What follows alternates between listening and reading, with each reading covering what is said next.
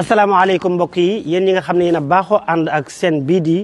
Mbacke Kadior TV à partir d'aujourd'hui gën nañ koo yaatal ci YouTube bi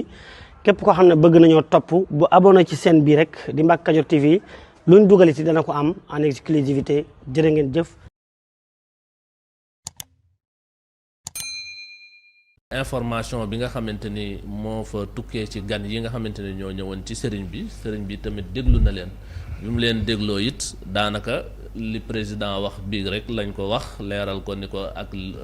motif yi nga xamante ni moom moo jëm ci report yi waaye daal lañ ca am it jàpp ko mooy sëriñ bi moom àndu ci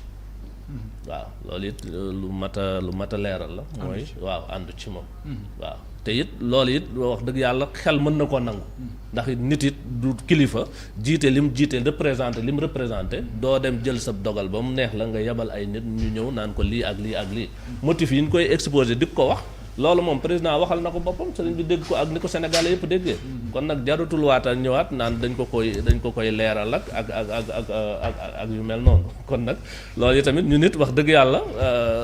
ñoom bu ñu fonkee seen kilifa yi ñu nit wax dëgg yàlla fonk nañ suñu kilifa. képp koo xam ne bëgg nañoo topp bu abonné ci seen bii rek di Mbacke Kadior TV luñ dugaliti dana ko am en exclusivité jërë ngeen jëf.